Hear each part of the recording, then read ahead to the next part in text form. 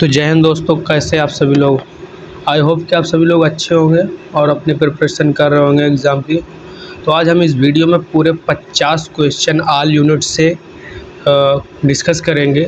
सारे के सारे क्वेश्चन इम्पोर्टेंट होंगे और यहाँ पर ये बात भी इम्पोर्टेंट होगी, आपके सभी MCQ का आपको गलत सही जो भी आपको पता है पहले से कमेंट बॉक्स पर आंसर करना है और आपको अपना स्कोर बताना लास्ट टाइम पे कि मेरे 50 में से इतने आंसर आए। ओके, ये आज आपको काम करना है, बिल्कुल मैंडेटरी है। इससे आपको फाइंड आउट होगा कि आपके कितना नॉलेज है। मैं ऐसे ही 3 मॉडल पेपर आपके साथ डिस्कस करने वाला हूं, जहां पर आपको 3 के तीनों मॉडल पेपर में टोटल 150 क्वेश्चन होंगे। आपको सारे के सारे क्वेश्चन इंपॉर्टेंट होंगे जो कि आपके एग्ज़ाम से रिलेट कर रहे होंगे। ओके, तो विदाउट टाइम वेस्ट किए हम स्टार्ट कर रहे हैं फर्स्ट क्वेश्चन के साथ। बात आपको इतनी याद रखना है कि बस आपको सभी क्वेश्चन का आंसर देना है कमेंट बॉक्स पर और आपको फाइंड आउट करना है कि आपके कितने क्वेश्चन सही हुए। बिल्कुल ईमानदारी से लास्ट में आपको बताना है, ठीक है। फर्स्ट क्वेश्चन क्या कह रहा है, what is the primary role of an instructor as an organizer. Organizer के रूप में अगर आप इंस्ट्रक्टर बनते हैं आगे, ऐसे रिलेट करके क्वेश्चन को समझिए।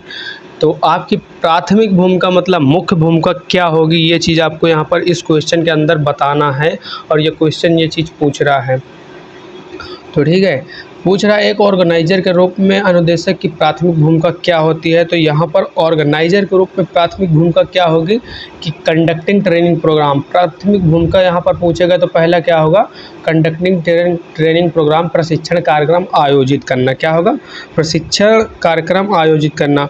भाई ऑर्गेनाइजर का मुख्य काम सब कुछ व्यवस्थित करना है और इसलिए ट्रेनिंग प्रोग्राम को सही ढंग से चलाना ही उनकी मुख्य भूमिका है, ठीक है। तो मतलब कंडक्टिंग ट्रेनिंग प्रोग्राम जो कि हमारा ऑप्शन में दिया गया है, सबसे सही ऑप्शन यही होगा। और बाकी उपकरण खरीदना, ऐसा कुछ एक ऑर्गेनाइजर के रूप में अनुदेशक की कोई भूमिका होती नहीं है। बाकी कुछ ऑप्शन में है नहीं, सुपरवाइजिंग ट्रेनिंग और मेंटेनिंग डिसिप्लिन, ये सब होता नहीं है। फर्स्ट अपना मतलब क्या है, प्राथमिक भूमिका पूछा तो प्राथमिक भूमिका क्या होगी, conducting training program. Next question देखते हैं हम। नेक्स्ट क्वेश्चन क्या कह रहा है, in general the terms refer to person guiding physical skill education. इस फिजिकल स्किल से आप थोड़ा रिलेट कर पा रहे होंगे कि क्वेश्चन कहना क्या चाह रहा है। Physical skill, okay, physical skill से मतलब हिंदी में समझिए, मैंने क्वेश्चन को बोथ लैंग्वेज में किया है। और एक अगर आपको डाउट है, आपको नहीं पता, तो मैं बता दूं कि आपका जो फाइनल एग्ज़ाम होगा वहां पर भी आपको बोथ लैंग्वेज में क्वेश्चन मिलेंगे, ठीक है। तो आपको जिस पे कंफर्टेबल है उससे आप रिलेट करिए, उससे समझिए, आंसर करिए। यहाँ पर मेन मैटर, मेन पॉइंट क्या है कि आपको आंसर करना और सही करना है, ठीक है। तो क्वेश्चन क्या कह रहा है, सामान्य तौर पर यह शब्द शारीरिक कौशल अधिग्रहण का मार्गदर्शन करने वाले व्यक्ति को संदर्भित करता है। देखिए यहाँ पर फिजिकल ट्रेनिंग बात कही गई है, तो आपका यहाँ पर टीचर तो होगा ही नहीं, ठीक है। अगर आप टीचर लगता है तो टीचर बिल्कुल नहीं होगा।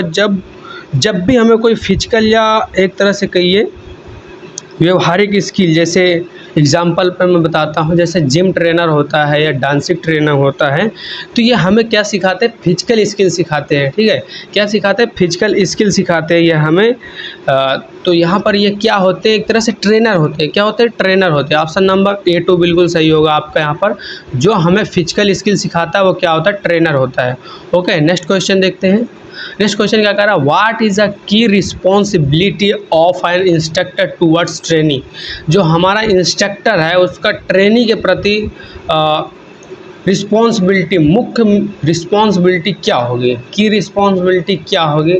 तो आपका लीजन विद इंडस्ट्रीज़ नहीं होगा। देखिए 2 क्वेश्चन आपको यहाँ पर ऐसे मिलेंगे जहाँ पर थोड़ा आपको ऐसे ही ऑप्शन मिल सकते हैं और आंसर अलग हो सकते हैं, ठीक है। तो यहाँ पर पूछ रहा है अनुदेशक की मुख्य जिम्मेदारी प्रशिक्षुओं के प्रति क्या है। तो प्रशिक्षुओं के प्रति क्या होगा, एवोल्यूशन परफॉर्मेंस। क्या होगा, एवोल्यूशन परफॉर्मेंस होगा। ऑप्शन नंबर B बिल्कुल सही होगा। और एक क्वेश्चन और होगा जहाँ पर वहाँ पर ऐसा कुछ पूछेगा, आखिर आगे क्वेश्चन है वो मैं आपको बताऊंगा, ठीक है। तो यहाँ पर आंसर क्या है, एवोल्यूशन परफॉर्मेंस है। प्राथमिक भूमिका यही है, जो हमारा ट्रेनी है उसकी जो परफॉर्मेंस है, ठीक है। स्टूडेंट कितना सीख रहे हैं, कहाँ कमी है, यह जानने के लिए उनका क्या करना चाहिए, हमें परफॉर्मेंस को चेक करना चाहिए, उनका एवोल्यूशन करना चाहिए, ठीक है। तो इससे क्या है, ये सबसे ज़रूरी होता है परफॉर्मेंस एवोल्यूशन। हमारा एक इंस्ट्रक्टर की एक ट्रेनी के प्रति मुख्य जिम्मेदारी यही होती है कि उनका एवोल्यूशन का परफॉर्मेंस किया जाए, ठीक है।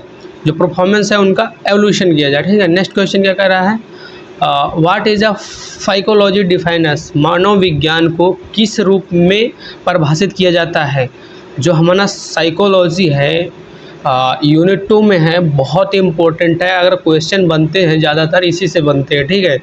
इसमें बहुत ही ऐसा मटेरियल है जो कि हमारे ये पीओटी में बहुत इम्पोर्टेंट चीज़ है। बाकी तो सारी यूनिट इम्पोर्टेंट है, बट यहाँ पर थोड़ा और इंटरेस्टिंग हो जाता है। तो यहाँ पर क्या है, मेन इसका अर्थ समझिए। यहाँ पर मनोविज्ञान साइकोलॉजी, तो यहाँ पर क्या होगा, स्टडी ऑफ बिहेवियर। इसमें एक बिहेवियर के बारे में हम क्या करते हैं, पढ़ते हैं। जैसे कि आपको याद होगा, इसमें साइकोलॉजी में कुछ थ्योरीज़ हैं, जैसे conditional theories, trial and error, inside learning, operant conditioning. ये सारी थ्योरी हमारी किस में है, इसी में तो हैं, यूनिट 2 में, साइकोलॉजी ऑफ लर्निंग में, ठीक है। तो यहाँ पर पूछ रहा साइकोलॉजी डिफाइनस मतलब मनोविज्ञान को किस रूप में परिभाषित किया जाता है, तो स्टडी ऑफ बिहेवियर के रूप में, ठीक है। नेक्स्ट क्वेश्चन देखते हैं। नेक्स्ट क्वेश्चन क्या कह रहा है, what is the main focus on education psychology. यहाँ पर बात समझिए, एजुकेशन साइकोलॉजी बोल रहा है। यहाँ पर एजुकेशन वर्ड आपके लिए थोड़ा से क्या है, समझना चाहिए कि एजुकेशन वर्ड का मतलब क्या है, ठीक है। तो एजुकेशन वर्ड यहाँ पर पूछ रहा है, तो इसका अर्थ क्या है, एक एजुकेशन फील्ड में साइकोलॉजी का मुख्य फोकस क्या होगा, तो सर जी वहाँ पर मुख्य फोकस बोलिए तो लर्नर्स बिहेवियर होगा। क्या होगा, लर्नर्स बिहेवियर होगा, जो कि हमारा टीचर या इंस्ट्रक्टर अपने ट्रेनी के प्रति या स्टूडेंट के प्रति इस चीज़ का एक तरह से अच्छा उसको नॉलेज होता है, जिससे अपने स्टूडेंट के इस नॉलेज के थ्रू या पढ़ाई में या ट्रेनिंग में बहुत अच्छा उपयोग करके और इफ़ेक्टिव टीचिंग या ट्रेनिंग दे सकता है, ठीक है। क्वेश्चन क्या होगा, आंसर क्या होगा यहाँ पर, A3 बिल्कुल सही होगा, लर्नर्स बिहेवियर। शैक्षिक मनोविज्ञान का मुख्य फोकस होगा शिक्षार्थी का व्यवहार, ना ही यहाँ पर एनिमल्स बिहेवियर होगा, ना ही फाइनेंशियल बिहेवियर होगा, ना ही पॉलिटिकल बिहेवियर होगा। आप थोड़ा यहाँ पर पशु व्यवहार से कैसे कंफ्यूज हो सकते हैं, मुझे पता है कि वहाँ पर जो थ्योरीज़ दी गई हैं, आप वहाँ पे जाकर थोड़ा सा माइंड को आपको क्या हो सकता है, कन्फ्यूजन हो सकता है कि सर वहाँ पर उन्होंने एनिमल्स पर ज़्यादातर उनके बिहेवियर पर उन्होंने थ्योरी दी है, तो यहीं पर यही सही होगा। तो ऐसा नहीं है, यहाँ पर एजुकेशन साइकोलॉजी में होगा लर्नर्स बिहेवियर, ठीक है। नेक्स्ट क्वेश्चन देखते हैं हम। नेक्स्ट क्वेश्चन क्या कह रहा है, which of the following is the key factor in the education process. निम्नलिखित में से कौन सा शैक्षणिक प्रक्रिया में एक महत्वपूर्ण कारक है। जो हमारा एक तरह से एजुकेशन प्रोसेस होता है, उस प्रोसेस में एक मेन पॉइंट, जो मेन चीज़ होता है या कहिए मेन कारक होता है, महत्वपूर्ण कारक होता है, वो क्या होता है, तो सर जी वहाँ पर लर्नर्स होता है, हमारा शिक्षार्थी होता है, लर्नर्स होता है। अगर हमारा लर्नर्स नहीं है तो वहाँ पर आपके पाठ्यक्रम का कोई मतलब नहीं है, ना ही गवर्नमेंट का मतलब है, ना ही आपका टेक्नोलॉजी का मतलब है। तो वहाँ पर सबसे महत्वपूर्ण पूछ रहा है, क्वेश्चन में क्या पूछ रहा है, महत्वपूर्ण कारक। क्वेश्चन अगर समझ में ना आए तो क्वेश्चन को बार बार पढ़िए, 2 से 3 बार पढ़िए, आपको डेफिनेटली अगर अच्छे से सोचते तो आपको आंसर मिल जाएगा, ठीक है। तो वहाँ महत्वपूर्ण कारक पूछ रहे हैं, तो सर जी सबसे महत्वपूर्ण हमारा वहाँ पर शिक्षार्थी होगा, एक लर्नर्स होगा। ऑप्शन नंबर A1 बिल्कुल सही होगा। यहाँ पर नेक्स्ट क्वेश्चन देखते क्या कर रहा है, when Bloom's taxonomy was created. आपका ब्लूम्स टैक्सोनॉमी जो है ना, आपका पीओटी के अंदर बहुत इंपॉर्टेंट है। इसमें से ज़्यादा क्वेश्चन फंसते हैं और इसमें है भी ऐसी चीज़ जो कि हमारे चैप्टर को इंटरेस्टिंग बनाता है और क्या करता है, अच्छे से अच्छे क्वेश्चन यहाँ पर से निकल कर आते हैं। ब्लूम्स टैक्सोनॉमी कब बनाई गई थी, तो इसमें नो डाउट आपको कभी भी इसमें कंफ्यूज नहीं होना है, ठीक है। ब्लूम्स टैक्सोनॉमी हमारे 1956 में बनी थी। 1956 आपको याद रखना, ऑप्शन नंबर A2 बिल्कुल सही होगा। 1956 हमारे डॉक्टर बेंजामिन ब्लूम्स जो थे, डॉक्टर बेंजामिन ब्लूम्स ने 1956 में हमारा क्या बनाया था, ब्लूम्स टैक्सोनॉमी बनाया था, जो कि ओल्ड वर्जन था, ठीक है। उसको रिवाइज किया था एंडरसन एंड कैथ्रॉल ने मिलकर किया था, और भी लोग थे, बट इन दोनों का ज़्यादा फेमस है। इन्होंने 2001 में ब्लूम्स टैक्सोनॉमी का रिवाइज्ड मॉडल बनाया था। आपको ये याद रखना है कि ब्लूम्स टैक्सोनॉमी कब बनी थी, तो कब बनी थी? 1956। मैंने पहले ही बताया है कि हर क्वेश्चन का आंसर आपको कमेंट बॉक्स पर करना है और अपना स्कोर याद रखना है। कहीं पर भी कॉपी पेन लेकर लिख लीजिए। आपको लास्ट में कमेंट बॉक्स में बताना है कि सर मैंने 50 में से इतने सही किए। ठीक है, यहाँ पर आपका रिवीजन होगा, यहाँ पर पूरी यूनिट से क्वेश्चन है। ओके, नेक्स्ट क्वेश्चन देखते हैं हम। नेक्स्ट क्वेश्चन यहाँ का कह रहा है which type of learning outcomes are specific to the trade and must be achievable by student. किस प्रकार के सीखने के परिणाम, क्या सीखने के परिणाम व्यापार मतलब ट्रेड के विशिष्ट हैं और छात्रों द्वारा प्राप्त किए जाने होना चाहिए। तो यहाँ पर इस क्वेश्चन का थोड़ा आंसर अगर आपको नहीं पता है तो कंफ्यूज हो सकते हैं, बट आपको कंफ्यूज नहीं होना है, बहुत इजी तरीके से इसको समझना है। यहाँ पर पूछ क्या रहा है, किस प्रकार के सीखने के परिणाम व्यापार के लिए विशिष्ट हैं और छात्रों द्वारा प्राप्त किए जाने चाहिए। तो सर जी जनरल लर्निंग आउटकम्स नहीं हो सकता। यहाँ पर पूछ क्या रहा है, एक विशिष्ट पूछ रहा है, एक तरह से आप कहिए तो स्पेसिफिक पूछ रहा है। तो सर जी यहाँ पर आपका होगा स्पेसिफिक लर्निंग आउटकम होगा। क्या होगा? स्पेसिफिक लर्निंग आउटकम होगा। किसी खास ट्रेड या काम से जुड़े लक्ष्यों को मतलब स्पेसिफिक पूछ रहा है वो, तो विशिष्ट परिणाम कहा जाता है जो छात्र द्वारा हमें प्राप्त होना चाहिए या हासिल होना चाहिए। ऑप्शन नंबर A2 बिल्कुल करेक्ट होगा आपका, specific learning outcome. No doubt आपको याद रखना है, A2 बिल्कुल सही होगा। यहाँ पर आपका विशिष्ट शिक्षण परिणाम हमारे क्या होना चाहिए? योग्य होना चाहिए, छात्रों द्वारा प्राप्त किए जाने योग्य होना चाहिए। कैसे? विशिष्ट शिक्षण परिणाम। नेक्स्ट क्वेश्चन देखते हैं क्या कह रहा है। What is a syllabus? भाई बहुत ही मैं कहूँ तो इजी भी क्वेश्चन है और समझने के बाद ये बहुत ही इजी है, बट अगर आप वहाँ पर फ्लो में जाते हैं तो ये नंबर भी बहुत जल्दी लेके जाता है। बहुत से लोग इसको गलत भी कर देते हैं। तो व्हाट इज़ सिलेबस? सिलेबस क्या है भाई? सिलेबस के अंदर हमारे टॉपिक्स होते हैं, लिस्ट ऑफ टॉपिक्स होगा। वहाँ पर बहुत से लोग जाके कोर्स ऑफ ऑब्जेक्टिव लगा देते हैं। ठीक है, ऐसा कुछ करके चला आते हैं, बट आपको नहीं करना है। यहाँ पर जो भी वीडियो देखता है उसको इस क्वेश्चन का आंसर आना चाहिए। इसके पहले नहीं आ रहा तो नो प्रॉब्लम, कोई दिक्कत नहीं है, बट इस वीडियो के बाद इस क्वेश्चन का आंसर आपको बिल्कुल अच्छे से आना चाहिए। यहाँ पर पूछ रहा पाठ्यक्रम क्या है, तो पाठ्यक्रम में हमारा क्या होता है? विषयों की सूची होती है। क्या होती है? विषयों की सूची होती है। सिलेबस होता है। ठीक है, तो मुख्य रूप से उन टॉपिक्स की लिस्ट होती है। क्या होती है? लिस्ट ऑफ टॉपिक्स होता है जिन्हें किसी कोर्स के दौरान पढ़ाया जाना है। तो भैया what is syllabus? Answer list of topics. आपको कंफ्यूज नहीं होना है। ठीक है, क्वेश्चन का आंसर A1 होगा बिल्कुल। ठीक है, नेक्स्ट क्वेश्चन देखते क्या कह रहा है। What taxonomy is education refer? शिक्षा में वर्गीकरण यानी टैक्सोनॉमी से क्या तात्पर्य है? तो क्या तात्पर्य है? प्रश्नों का वर्गीकरण। टैक्सोनॉमी केवल प्रश्नों का वर्गीकरण करने से इसका कोई तात्पर्य नहीं है, ना ही क्लासिफिकेशन आपका एक्सपीरियंस होगा। वहाँ पर होगा क्या? Classification of education objective. क्या होगा? ये हमारे शैक्षिक उद्देश्यों का वर्गीकरण करता है। हमारा क्या ब्लूम्स टैक्सोनॉमी क्या करता है? शैक्षिक उद्देश्यों का वर्गीकरण करता है, क्लासिफिकेशन ऑफ एजुकेशन ऑब्जेक्टिव। ठीक है, एजुकेशन में टैक्सोनॉमी का मतलब शैक्षिक उद्देश्य, मतलब एजुकेशन ऑब्जेक्टिव को अलग अलग स्तरों में बांटना या वर्गीकृत करना ही हमारा इसका तात्पर्य है ब्लूम्स टैक्सोनॉमी का। ठीक है, किसका? टैक्सोनॉमी का। ऑप्शन नंबर आपका यहाँ पर A3 बिल्कुल सही होगा,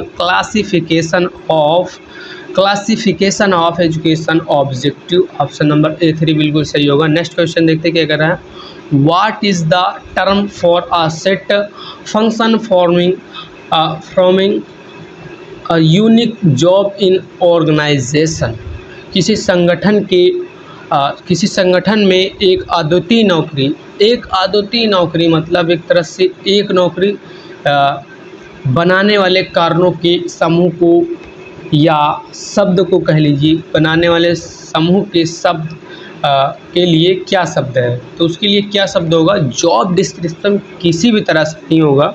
जॉब डिस्क्रिप्शन से यहाँ पर कुछ नहीं होता। जॉब डिस्क्रिप्शन में क्या होता है? उस जॉब के बारे में डिटेल्ड होता है। जब हम किसी कंपनी में अपने जॉब के बारे में जाते हैं करने के लिए इंटरव्यू में, तो उसके पहले या बाद में हमें जॉब डिस्क्रिप्शन देख लेना चाहिए। उससे हमें बहुत ही एक तरह से पहले कहिए तो उसमें पता चल जाता है हमसे कंपनी क्या चाहती है जॉब डिस्क्रिप्शन में, ठीक है।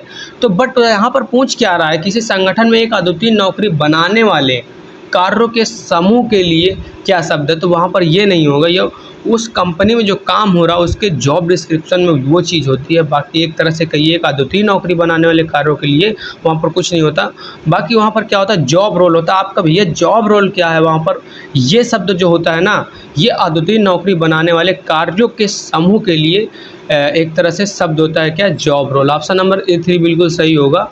आपका ना ही जॉब डिस्क्रिप्शन होगा, ना ही जॉब स्पेसिफिकेशन होगा, और ना ही आपका यहाँ पर लास्ट का ऑप्शन जॉब पोजीशन होगा। ऑप्शन नंबर A3 बिल्कुल सही होगा, जॉब रोल, ठीक है। कार्यों के उस पूरे सेट को जो किसी पद की जिम्मेदारी तय करता है, कि मतलब जॉब रोल में आपको पता चलेगा कि आपका कहाँ पर क्या रोल है, ठीक है। तो उसे ही आप सर जी कहते हैं जॉब रोल। ये आपका क्वेश्चन नंबर 11th का A3 ऑप्शन बिल्कुल करेक्ट होगा। नेक्स्ट क्वेश्चन देखते हैं क्या कह रहा है। नेक्स्ट क्वेश्चन यहाँ पर क्या कह रहा है, what remembering level in Bloom's taxonomy deals with. Bloom's के वर्गीकरण में स्मरण मतलब समझिए, रिमेम्बरिंग स्तर किससे संबंधित है, किससे संबंधित है। Breaking materials to constant part, सामग्री को घटक भागों में तोड़ना। यहाँ पर रिमेम्बरिंग में ऐसा कुछ नहीं है कि सामग्री को घटक भागों में तोड़ना, ऐसा नहीं होता हमारे किस में, रिमेम्बरिंग में। रिमेम्बरिंग में ये चीज़ नहीं होती है। तो रिमेम्बरिंग में होता क्या है, आंसर आपको ये बताना है। तो रिमेम्बरिंग में हम करते क्या हैं, एक तरह से यहाँ पर रिमेम्बरिंग मतलब समझिए स्मरण, या इसका मतलब सीधा संबंध पहले से सीखे गए आपका क्या है, नॉलेज से है। ज्ञान को दिमाग में दोबारा याद करना आपके करने के लिए एक तरह से क्या होता है, आपका रिमेम्बरिंग होता है, पुराना ज्ञान याद रखना, ठीक है। तो ऑप्शन आपका यहाँ पर क्या होगा सर जी, ऑप्शन A4 होगा, रिकॉलिंग रिलेवेंट नॉलेज। आपका मतलब प्रासंगिक ज्ञान को याद करना। सर जी रिमेम्बरिंग मतलब एक तरह से सोचिए ना, स्मरण, आपकी स्मरण शक्ति से पूछा गया है। तो सर जी वहाँ पर सामग्री को भागों में तोड़ना तो नहीं होगा, ना ही हमारा निर्णय लेना होगा, ना ही तथ्यों को एक साथ रखना होगा। होगा क्या वहाँ पर, प्रासंगिक ज्ञान को याद रखना। क्या होगा, प्रासंगिक ज्ञान को याद करना होगा। ऑप्शन नंबर A4 बिल्कुल सही होगा आपका, रिकॉलिंग रेलेवेंट नॉलेज। आपको इस क्वेश्चन का आंसर याद रखना, ऑप्शन नंबर A4 बिल्कुल सही होगा। नेक्स्ट क्वेश्चन देखते क्या कह रहा है, व्हाट इज इंडस्ट्रियल टेक्नोलॉजी। निर्देशात्मक प्रौद्योगिकी क्या है, मतलब इंस्ट्रक्शनल टेक्नोलॉजी क्या है, इंस्ट्रक्शनल टेक्नोलॉजी क्या है। तो आप कहेंगे एक प्लान इनोवेटिव एक्टिविटी है, ये बिल्कुल सही, option number A1। Plan innovative activity हमारी क्या है, एक तरह से इंस्ट्रक्शनल टेक्नोलॉजी है। पढ़ाने के तरीक़ों को बेहतर और आधुनिक बनाने के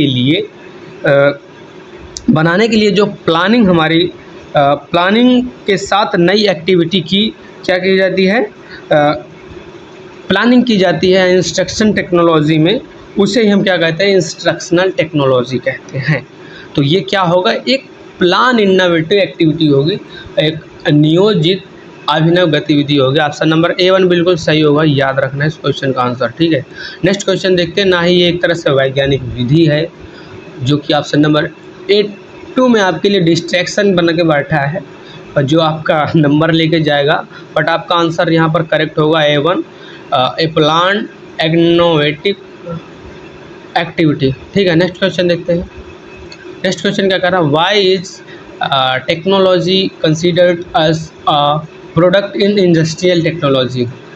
निर्देशात्मक प्रौद्योगिकी में प्रौद्योगिकी को एक उत्पाद या प्रोडक्ट क्यों नहीं माना जाता। भाई इसको क्यों नहीं माना जाता, ये बताइए आप, क्यों नहीं माना जाता। ऑप्शन दिए हैं 4, जिसमें आपको चुनना है एक आंसर। बाकी 3 आपको क्या भटकाने के लिए आए, डिस्ट्रैक्शन है ये, ठीक है, जहाँ पर आपके क्या होते हैं, नंबर जाते हैं। हाँ भाई, हम जब कि मतलब आंसर को नहीं टिक कर पाएंगे तो नंबर जाएंगे ना। तो ऑप्शन देखिए क्या कह रहा है, क्योंकि इसमें उपकरण का उपयोग शामिल होता है। भाई पूछ रहा प्रोडक्ट नहीं माना जाता, तो ऑप्शन नंबर A1 बिल्कुल गलत तो होगा। क्या कह रहा है second, because it is highly mechanized, क्योंकि यह एक अत्यधिक मशीनीकृत है। तो यहाँ पर ये भी गलत होगा।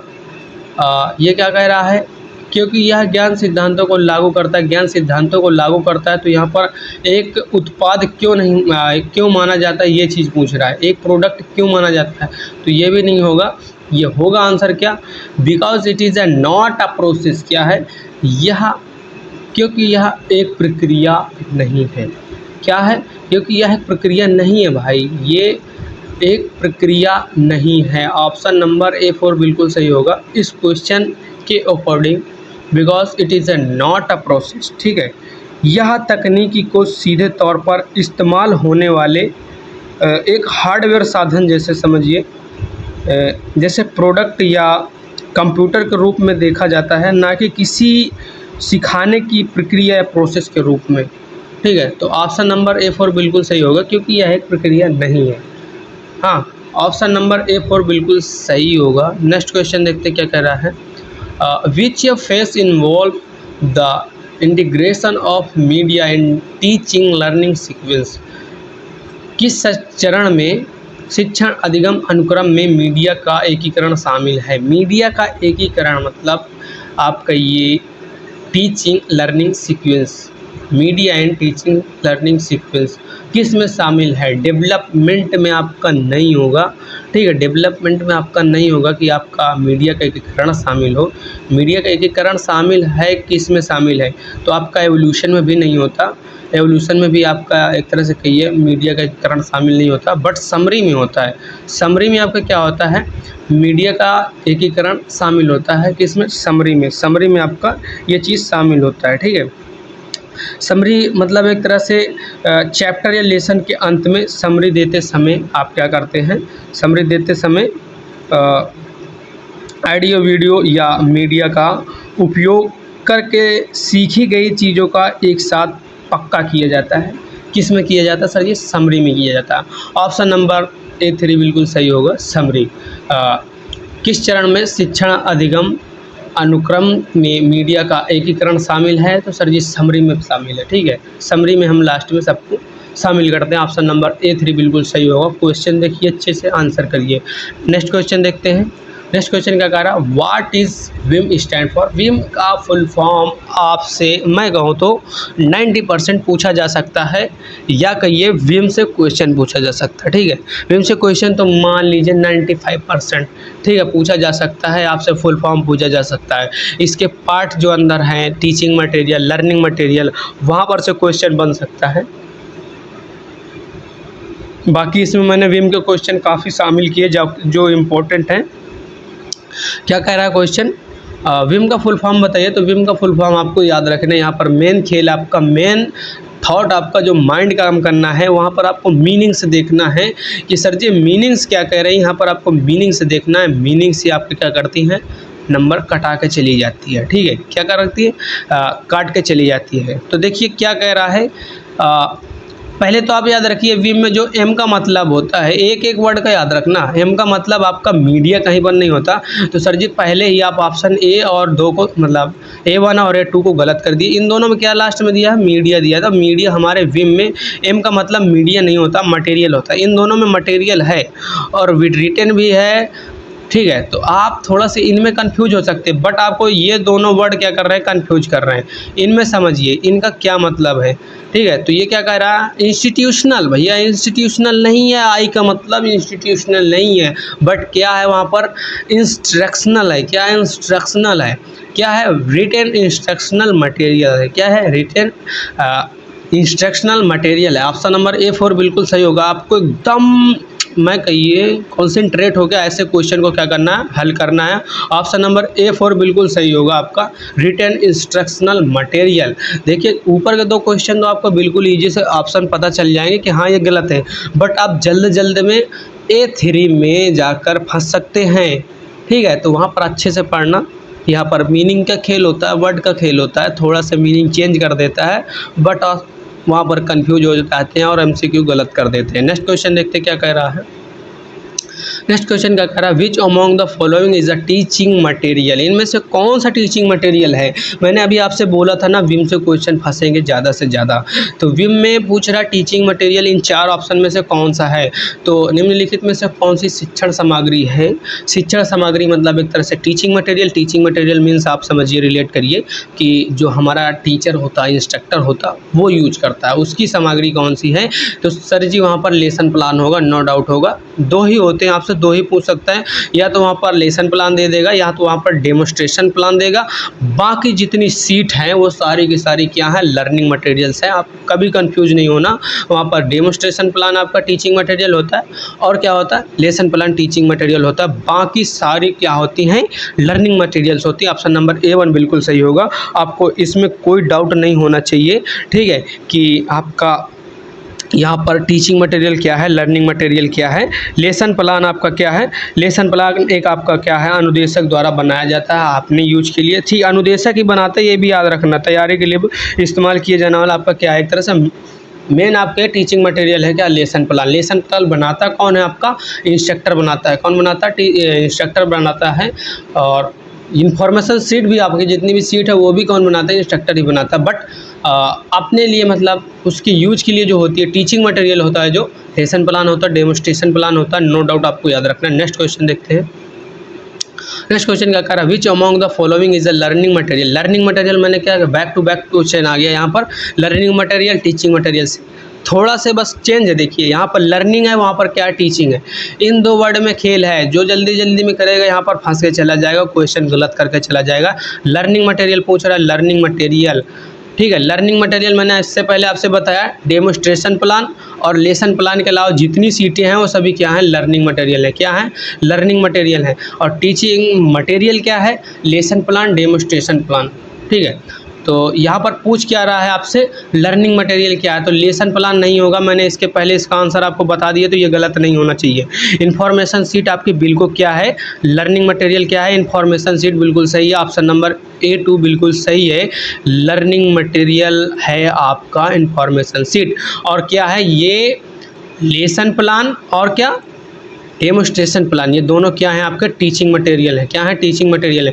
डेली डायरी क्या है, डेली डायरी हमारा केवल एक ही चीज़ प्रिपेयर करता है हमारा स्टूडेंट, जो कि आप भी किए होंगे और हमने भी किया है, जो आने वाले हैं वो भी करेंगे। आप अगर न्यू हैं इस वीडियो में पे तो आपको पता होना चाहिए, डेली डायरी सिर्फ ओनली एक ही चीज़ बनाता है, जो स्टूडेंट बनाता है, आपका लर्नर्स बनाता है, ट्रेनी बनाता है, वो होती है डेली डायरी। आपसे इसका भी क्वेश्चन पूछा जा सकता है कि निम्नलिखित में से इनमें से कौन सी चीज़ हमारा ट्रेनी तैयार करता है, या ये तो स्टूडेंट तैयार करता है, वहाँ पर क्या होगी, डेली डायरी होगी। ऑप्शन नंबर A4 वहाँ पर करेक्ट होगा। बट यहाँ पर क्या पूछ रहा है, लर्निंग मटेरियल इनमें से कौन सा है, तो sir ji no doubt information sheet होगा। लेसन प्लान, डेमोस्ट्रेशन प्लान आपका क्या है, टीचिंग मटेरियल है। नेक्स्ट क्वेश्चन देखते हैं क्या कर रहा है, what is the purpose of test. भैया टेस्ट ले रहे हैं आप वहाँ पर, तो उसका कुछ तो पर्पज होगा, तो बिल्कुल पर्पज होगा। हर चीज़ का पर्पज होता है, हर चीज़ का उद्देश्य होता है। तो हमारे टेस्ट का टीचिंग में बहुत ही ज़्यादा और बहुत ही मुख्य उद्देश्य होता है, और ये हर जगह पर आता है। यही तो आपको डिसाइड करता है कि आप कितने पानी में हैं, आपको कितना नॉलेज है किसी सब्जेक्ट में, ठीक है। क्या डिसाइड करता है, टेस्ट डिसाइड करता है। सिर्फ आपको ही नहीं डिसाइड करता, जो आपके सामने टीचर है, ट्रेनर है, उसको भी डिसाइड करता है कि आपने कितना अच्छा पढ़ाया अपने लर्नर्स को, उसका भी रिजल्ट फाउंड आउट होता है। तो सर जी ये क्या होता है, provide a basic for selection of candidates, उम्मीदवारों के चयन के लिए आधार प्रदान करता है हमारा क्या, टेस्ट। ये हमारा इसका मुख्य उद्देश्य क्या होता है, एक उम्मीदवार के लिए चयन का आधार प्रदान करता है। मतलब कि आपके इतने मार्क्स होंगे तो आप सेलेक्टेड हैं, टेस्ट के थ्रू तो पता चलता है भाई, डिसाइड होता है इतने क्वेश्चन हैं इतने मार्क्स का है, आपके जितने क्वेश्चन सही होंगे उस हिसाब से आपका मार्क्स डिसाइड होगा, फिर वहाँ पर आपका सिलेक्शन का बेस बनेगा। इसमें कोई डाउट नहीं होना चाहिए। आपका ऑप्शन नंबर A2 बिल्कुल सही होगा, ठीक है, ऑप्शन नंबर A2 बिल्कुल सही होगा। प्रोवाइड द डिटेंशन, प्रतिधारण प्रदान करना, ऐसा कुछ होता नहीं है। ना ही आपका समीक्षा प्रदान करना होगा, ना ही अभ्यास प्रदान करना होगा। ये सब आपके क्या है, गलत है। सही क्या होगा आपका, ऑप्शन नंबर A2 बिल्कुल सही होगा। Provide a basic for selection of candidates, उम्मीदवारों के चयन के लिए आधार प्रदान करना। नेक्स्ट क्वेश्चन देखते हैं क्या कह रहा है। What are the characteristics of test, मतलब आपका परीक्षण की विशेषता क्या है आपके। तो परीक्षण की विशेषता क्या है यहाँ पर, ऑप्शन ओनली आपका यहाँ पर एक सही होगा, ऑप्शन एक ही सही होगा, मतलब 4 ऑप्शन उनमें सिर्फ एक ही सही होगा और A1 ही सही होगा। क्या होगा, विश्वसनीय। बाकी तो आपका अनिश्चितता ये नहीं होगा, ना ही कठिन होगा, ना ही अमान्य होगा। तो यहाँ पर होना क्या चाहिए, वो रियलेबल होना चाहिए। क्या होना चाहिए, रियलेबल होना चाहिए। यहाँ पर मुझे लगता नहीं है कि आपको क्वेश्चन कुछ फंसा पा रहा है। इसका आंसर बहुत ही ईजी है भाई, कठिन तो हम बनाएंगे ही नहीं। क्यों, कठिन तो हम बनाते ही नहीं। तो ऑप्शन हमारा यहाँ पर क्या सही होगा, A1 सही होगा। क्वेश्चन क्या होना चाहिए, विश्वसनीय होना चाहिए, रियलेबल होना चाहिए। ऑप्शन नंबर A1 बिल्कुल आपका सही होगा यहाँ पर, ठीक है। एक अच्छे टेस्ट का सबसे महत्वपूर्ण गुण उसकी विश्वसनीयता, रियलेबिलिटी है, ठीक है, जो कि यहाँ पर दिया गया है, जिसका मतलब है कि हर बार परिणाम सही और सटीक आए। रियलेबल मतलब विश्वसनीय, बाकी अनिश्चित, कठिन, अमान्य कुछ नहीं होता। नेक्स्ट क्वेश्चन देखते क्या कर रहा है। व्हाट इज़ एवोल्यूशन, भाई मूल्यांकन क्या है, जो कि आपके साथ होता होगा या आप जब बनेंगे इंस्ट्रक्टर आपको भी एवोल्यूशन करना होगा अपने ट्रेनर के लिए, ट्रेनी के लिए। तो ठीक है, एवोल्यूशन क्या है, तो डिटरमाइन द एक्यूरेसी, ये तो होता नहीं है आपका मूल्यांकन, ठीक है, तो ये गलत होगा। ना ही आपका डिटरमाइन द एटीट्यूड, एटीट्यूड का भी एवोल्यूशन मतलब मूल्यांकन क्या है, तो आप डिटरमाइन द एटीट्यूड नहीं कह सकते, ठीक है, मतलब दृष्टिकोण का निर्धारण नहीं हो सकता। वहाँ पर क्या होगा, A3 बिल्कुल सही होगा आपका वहाँ पर आंसर, A3 कि making judgement based on criteria, क्या, making judgement based on criteria, मानदंडों के आधार पर निर्णय लेना। मूल्यांकन क्या है, मानदंडों के आधार पर मूल्यांकन लेना। ऑप्शन नंबर आपका यहाँ पर जो सही होगा A3 सही होगा, making judgement based on criteria, option number A3 बिल्कुल सही है, ठीक है। एवोल्यूशन का मतलब है कि किसी पहले से तय मापदंड या क्राइटेरिया के आधार पर छात्र के प्रदर्शन का, परफॉर्मेंस का आप क्या करें, निर्णय, फैसला दें। फैसला होना चाहिए, मतलब एवोल्यूशन होना चाहिए। ऑप्शन नंबर A3 बिल्कुल सही होगा, सीखने की क्षमता कुछ नहीं होगा। ऑप्शन नंबर A3 सही होगा। आपको इसके बाद आपके सामने क्वेश्चन आता है तो गलत होना चाहिए। आपको इस वीडियो को एक बार नहीं समझ में आता, दूसरे बार देखिए, नो डाउट मेरे सिर्फ पर्पज क्या है, यहाँ पर क्वेश्चन आपको अच्छे से समझ में आए और आपके सामने क्वेश्चन आपके इससे आपके सामने आता है तो इसका आंसर आपको करेक्ट करके आना है, ठीक है। नेक्स्ट क्वेश्चन क्या कह रहा है, what process that determines the future course of action, वह प्रक्रिया क्या है जो भविष्य की कार्रवाई निर्धारित करती है, ठीक है। तो क्या है, भविष्य की पूछ रहा है, आपकी कार्रवाई निर्धारित करता है, मतलब वो कौन सा प्रोसेस है जो आपके फ्यूचर के कोर्स ऑफ एक्शन, मतलब आपकी कार्रवाई को निर्धारित करता है। तो वहाँ पर ऑर्गेनाइजिंग नहीं होगा, वहाँ पर होगा प्लानिंग। क्या होगा, प्लानिंग होगा। जब भाई प्लानिंग करते हैं आप किसी चीज़ को करने से पहले तो प्लानिंग करते हैं। एग्जाम्पल आप, सिंपल देता हूँ आपसे रिलेट, आपका एग्ज़ाम है बहुत करीब है तो उसके पहले प्लानिंग कर रहे होंगे ना, मैं आज इस चीज़ को पढ़ूँगा या इस दिन में इतनी चीज़ को इतने टाइम में पढ़ूंगा। तो ये आपकी क्या है, प्लानिंग है, पहले बना रहे हैं। ऐसा होता होगा, कुछ लोग करते होंगे कि भाई सोने के पहले कल का प्लानिंग बना लेते हैं कि मैं कल क्या करूंगा उठ के, एक तरह से करने से पहले ही हम बना लेते हैं। तो सर जी क्या होगा, प्लानिंग होगी। वह प्रक्रिया क्या है जो भविष्य की कार्रवाई निर्धारित करती है? तो सर जी प्लानिंग होता है। ऑप्शन नंबर A1 बिल्कुल सही होगा। आपको इन सब क्वेश्चन में बिल्कुल नहीं फंसना। भविष्य में हमें क्या और कैसे करना है, इसकी पहले से तैयारी करने की प्रक्रिया को सर जी हम कहते हैं प्लानिंग। क्या कहते हैं? प्लानिंग, या आप तय कहिए हिंदी में योजना कहते हैं। ऑप्शन नंबर A1 बिल्कुल सही होगा। इस बात की तो कोई चिंता ही नहीं है, क्वेश्चन बोथ लैंग्वेज में आना है। नेक्स्ट क्वेश्चन देखते हैं, बाकी आपको याद रखना है। क्या कह रहा है? What is classroom management? Classroom management क्या है? ठीक है, यहाँ हर यूनिट से क्वेश्चन है। क्लासरूम मैनेजमेंट क्या है? तो क्लासरूम मैनेजमेंट क्या है, देखिए क्वेश्चन, थोड़ा आप फंस सकते हैं इस क्वेश्चन में। समझिए क्या आपको समझ में आता है इसका आंसर। ठीक है, और एक बात मैं आपसे कहूँ, आपके जो दोस्त हैं, यार हैं, मित्र हैं, उनको नहीं पता तो इस वीडियो को आप शेयर कर सकते हैं। बहुत ही इंपॉर्टेंट क्वेश्चन है, आपके एग्ज़ाम में फंस सकते हैं। बाकी आप आए हैं तो शुरू से लास्ट तक देखिए इस वीडियो को। 50 क्वेश्चन है, 50 के 50 फुल नंबर एकदम से दमदार हैं, आपके कहिए कि फाइनल टेस्ट में फंसने वाले हैं। तो क्वेश्चन पे आता है, क्या कह रहा है? क्लासरूम मैनेजमेंट क्या है? क्लासरूम मैनेजमेंट आपका क्या है? तो सर जी इसे व्यक्तिगत प्रयास शामिल है। इसमें ये चीज़ तो नहीं होगा कि व्यक्तिगत प्रयास शामिल है। इन्वॉल्व्स इंडिविजुअल एफर्ट आपका क्लास मैनेजमेंट में नहीं होगा। क्लास मैनेजमेंट में ये चीज़ नहीं होगा। ऑप्शन नंबर A1 बिल्कुल सही होगा, सॉरी गलत होगा। A2 क्या कह रहा है? Aim at achieving predetermined goals, पूर्व निर्धारित लक्ष्यों को प्राप्त करना। ऑप्शन नंबर A2 बिल्कुल सही होगा। कक्षा प्रबंधन क्या है? Aim at achieving predetermined goals, क्या होगा? A2 बिल्कुल सही होगा, पूर्व निर्धारित लक्ष्यों को प्राप्त करना। क्लासरूम मैनेजमेंट का मुख्य उद्देश्य क्लास में ऐसा माहौल बनाना है जिससे पहले से तय किए गए शैक्षिक लक्ष्यों को आसानी से क्या किया जा सके, हासिल किया जा सके। भाई आपने डिसाइड किया कि मैं इस चीज़ को हासिल करना चाहता हूँ, उसके लिए आपको मैनेजमेंट करना पड़ेगा ना, कि मैं उस चीज़ को हासिल कर सकूँ अपने क्लास में। ठीक है, तो वो क्या क्लास मैनेजमेंट में क्या होगा? पूर्व निर्धारित लक्ष्यों को प्राप्त करना, जो पहले से आप डिसाइड कर चुके हैं उस चीज़ को प्राप्त करना ही जिस प्रोसेस करते हैं उसे क्लासरूम मैनेजमेंट करते हैं, कहते हैं। ऑप्शन नंबर A2 बिल्कुल सही होगा। आपका मेक जजमेंट नहीं होगा, ना ही इज़ साइकोलॉजिकल प्रोसेस होगा, ये भी नहीं होगा। ऑप्शन नंबर A2 बिल्कुल सही होगा। Aim at achieving predetermined goals. Next question देखते हैं, क्या कह रहा है? Which among the following provides the movement of man and materials? निम्नलिखित में से कौन मनुष्य और सामग्रियों की गति प्रदान करता है? गति प्रदान करता है, तो ये क्वेश्चन आपको फिर फंसाएगा अगर आपको नहीं पता है। ठीक है, तो क्या होगा इसका आंसर? आंसर आपका इसका होगा A2। क्या होगा? A2 होगा, गैंगवे होगा। कलर डायनेमिक्स ऐसा कुछ आपके पीओटी में मुझे लग रहा है नहीं।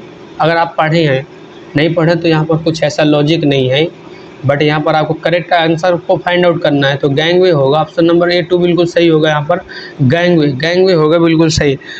वर्कशॉप या आप तरह से कहिए लैब में लोगों और सामान के सुरक्षित आने जाने के लिए मुख्य रास्ते या गलियारे छोड़े जाते हैं भैया, उन्हें ही आप क्या कहते हैं? गैंगवे कहते हैं। क्या कहते हैं? गैंगवे कहते हैं। जो आप एक तरह से एक स्पेसिफिक रास्ता बनाते हैं आने जाने के लिए आदमी के या सामान के, तो उसे ही आपको मुख्य रास्ते से आप क्या कहते हैं, मुख्य रूप से क्या कहते हैं? गैंगवे कहते हैं। ऑप्शन नंबर A2 बिल्कुल सही होगा। स्वच्छता या वेंटिलेशन ये नहीं होगा, क्या होगा? गैंगवे होगा। नेक्स्ट क्वेश्चन देखते क्या कह रहा है?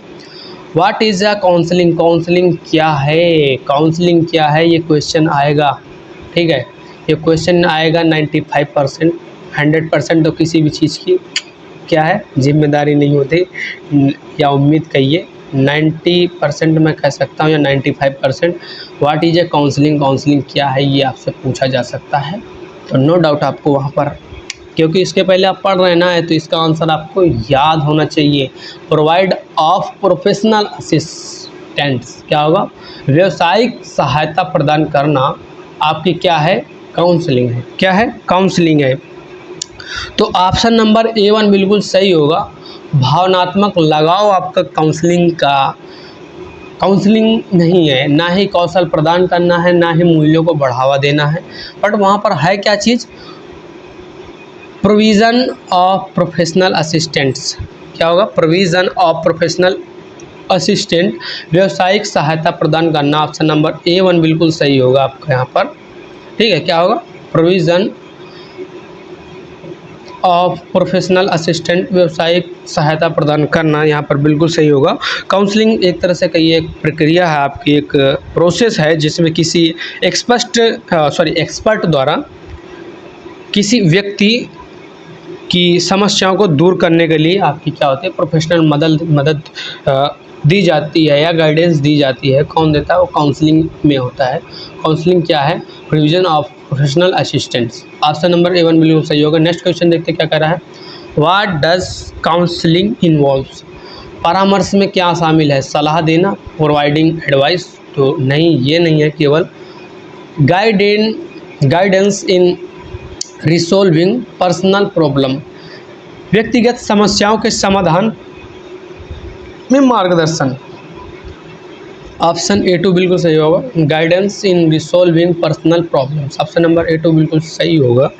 यहाँ पर पूछ क्या रहा है कि परामर्श मतलब काउंसलिंग में क्या शामिल है, तो काउंसलिंग में शामिल क्या होगा, ऑप्शन A2 बिल्कुल शामिल होगा, व्यक्तिगत समस्याओं के समाधान में मार्गदर्शन। ठीक है, काउंसलिंग का मुख्य कार्य किसी व्यक्ति की पर्सनल या मानसिक समस्याओं को सुलझाने के लिए एक तरह से सही दिशा में उसका मार्गदर्शन करना, गाइडेंस करना, क्या है, काउंसलिंग की रिस्पॉन्सिबिलिटी होती है।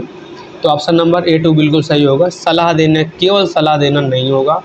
ठीक है, तो यहाँ पर होगा क्या, व्यक्तिगत समस्याओं के समाधान में मार्गदर्शन। नेक्स्ट क्वेश्चन देखते क्या कह रहा है, what is the first stage of counselling. परामर्श का पहला चरण क्या है। ये क्वेश्चन आपको क्या कर सकता है, कंफ्यूज कर सकता है। ठीक है, तो क्या पूछ रहा है, परामर्श काउंसलिंग का सबसे पहला चरण समझिए क्या होगा, तो प्रॉब्लम मूल्यांकन, प्रॉब्लम असेसमेंट नहीं होगा, पहला चरण पूछ रहा है। तो पहला चरण प्रॉब्लम असेसमेंट कैसे हो सकता है, ये तो उसके पहले आपसे मिलेगा वो व्यक्ति जो आपसे एक तरह से परामर्श चाहता है, तो वहाँ पर पहला चरण आपका यहाँ पर ये नहीं होगा कि प्रॉब्लम असेसमेंट होगा, ना ही गोल सेटिंग होगा। ठीक है, गोल सेटिंग तो जब आपको पता चल जाएगा कि प्रॉब्लम ये चीज़ है, तब आप उसको एक तरह से बनाएंगे कि इसको कैसे हम हासिल करेंगे, मतलब इसको कैसे सॉल्व करेंगे। तो सबसे पहले जो करेंगे आप रिलेशनशिप बिल्डिंग करेंगे, संबंध निर्माण करेंगे आपका। ऑप्शन एक तरह से आपका A3 बिल्कुल सही होगा। यहाँ पर काउंसलिंग की शुरुआत में सबसे पहले काउंसलर और सामने वाले व्यक्ति के बीच एक अच्छा तालमेल और विश्वास मतलब रिलेशनशिप बिल्डिंग बनना बहुत ज़रूरी है। ऑप्शन नंबर आपका जो यहाँ पर A3 कह रहा है रिलेशनशिप बिल्डिंग, ये बहुत ज़रूरी। जब आपको उससे मतलब तालमेल बैठेगा, आपको उससे विश्वास होगा, तभी तो उसके परामर्श पर आप विश्वास करेंगे ना। ऑप्शन नंबर A3 सबसे पहला प्रोसेस है, सबसे पहला स्टेज है आपका किसका, काउंसलिंग का। नेक्स्ट क्वेश्चन देखते हैं। नेक्स्ट क्वेश्चन क्या कर रहा है, व्हाट डज लीडरशिप मीन्स। नेतृत्व का एक अर्थ क्या है। दूसरों का ध्यान भटकाने की क्षमता, ध्यान भटकाने की क्षमता ऐसे कैसे हो सकता है। एबिलिटी टू डिस्ट्रैक्ट ओदर्स, ऐसे कैसे हो सकता है, ये तो हो ही नहीं सकता। ठीक है भाई, नेतृत्वकर्ता का अर्थ ये नहीं हो सकता कि एबिलिटी टू डिस्ट्रैक्ट, मतलब एक तरह से दूसरों का ध्यान भटकाने की क्षमता क्या है, नेतृत्व का अर्थ ये नहीं है। तो क्या होगा, एबिलिटी टू इन्फ्लुएंस ओदर्स, दूसरों को प्रभावित करने की क्षमता आपके क्या है, नेतृत्व का अर्थ है। क्या है, नेतृत्व का अर्थ है आपका क्या, दूसरों को प्रभावित करने की क्षमता, एबिलिटी टू इन्फ्लुएंस ओदर्स। ठीक है, लीडरशिप का असली मतलब होता है समझिए कि क्या है, अपनी बातों और काम से दूसरों को सही दिशा में काम करने के लिए क्या करना, प्रभावित करना, इन्फ्लुएंस करना। ठीक है, तो ये एबिलिटी नेटवर्क एक तरह से लीडर के पास होनी चाहिए। लीडरशिप का मीन्स होता है यही कि दूसरों को प्रभावित करने की क्षमता, आपके कामों से वो हो सकती है, ठीक है, या आपकी बातों से हो सकती है। ऑप्शन नंबर A2 बिल्कुल सही है, no doubt. Ability to influence others, option number A2 बिल्कुल सही है। एबिलिटी टू पनिश ओदर्स, अरे पनिश करके तुम क्या कर सकते हो, इसका कोई अर्थ नहीं है, ये गलत है। ऑप्शन 2 के दोनों। दूसरों को सलाह देने की क्षमता, ये भी एक तरह से नेतृत्व का अर्थ नहीं होगा। नेतृत्व का अर्थ क्या होगा, दूसरों को प्रभावित करने की क्षमता। नेक्स्ट क्वेश्चन देखते हैं। नेक्स्ट क्वेश्चन क्या कह रहा है, what is the personal quality found in a leader, एक नेता में कौन सा व्यक्तिगत गुण पाया जाता है। तो उदासीन तो वो होता नहीं है, आपको पता है उदासीन वो व्यक्तिगत गुण हो ही नहीं सकता। माना कि कुछ लोग होते हैं और बन जाते हैं, तो व्यक्तिगत पूछ रहा है तो ये नहीं होगा। और असुरक्षित कैसे हो सकता है, ठीक है, असुरक्षित नहीं हो सकता। एक लीडर की व्यक्तिगत गुण पाया जाता है, वो क्या हो सकता है, घबराया हुआ, एक ऐसे हो सकते हैं, तीन या तीनों, इनमें थोड़ा आपको मुझे लग नहीं रहा है कि आप गलत कर पाएंगे। वहाँ पर उत्साही होगा, ऑप्शन नंबर A4 बिल्कुल सही होगा, उत्साही, ठीक है। क्या होगा, उत्साही होगा। एक अच्छे नेता में हमेशा जोश और उत्साह मतलब होना चाहिए, और ताकि उसकी टीम उसे देखकर मोटिवेट हो सके, रह सके, ठीक है। तो क्या होगा, उत्साही होना चाहिए। एक नेता को व्यक्तिगत गुण क्या होना चाहिए, उसे उत्साही होना चाहिए, जो कि यहाँ पर ऑप्शन में दिया गया है, यही सही होगा। नेक्स्ट क्वेश्चन देखते हैं। व्हाट इज़ अ की characteristics of a good leader, एक अच्छे नेता की प्रमुख विशेषता क्या है। एक अच्छे नेता की पूछ रहा है कि प्रमुख विशेषता क्या होगी। निगेटिविटी ऐसी थोड़ी ना होगी। इन क्वेश्चन में आपको फंसना नहीं है, इन क्वेश्चन को गलत नहीं करना है, ठीक है। अनादर ये कैसे हो सकता है, बट वहाँ पर इफेक्टिव कम्युनिकेशन होना चाहिए ना भाई। प्रमुख विशेषता आपकी क्या, इफेक्टिव कम्युनिकेशन, आप कम्युनिकेशन कैसे करते हैं, ये चीज़ आपकी बहुत ही डिपेंड करती है आप कैसे लीडर है। गुड लीडर है तो आपका इफेक्टिव होना चाहिए ना, इफेक्टिव कम्युनिकेशन होना चाहिए। ऑप्शन नंबर A3 बिल्कुल सही होगा, नो डाउट, इफेक्टिव कम्युनिकेशन होना चाहिए। वहाँ पर अपनी बात को टीम तक सही और साफ तरीके से पहुँचाने के लिए ये एबिलिटी होना चाहिए, एक गुण होना चाहिए किसके पास, एक लीडर के पास, नेता के पास क्या होना चाहिए, इफेक्टिव कम्युनिकेशन का होना सबसे ज़रूरी है भाई। आप अपनी बात को ही नहीं अच्छे से रख पा रहे हैं तो आपका क्या नेता बनेंगे, ठीक है। सबसे पहले तो मेन चीज़ होता है कि आप अपनी बातों से प्रभावित करें किसी को, मतलब अपनी बातों को क्लियर, आपके अपने सामने जो भी आपके पक्ष में हैं उनको क्या करना, डिलीवर करना। तो सबसे चीज़ ज़रूरी क्या होगी, इफेक्टिव कम्युनिकेशन। नेक्स्ट क्वेश्चन देखते हैं।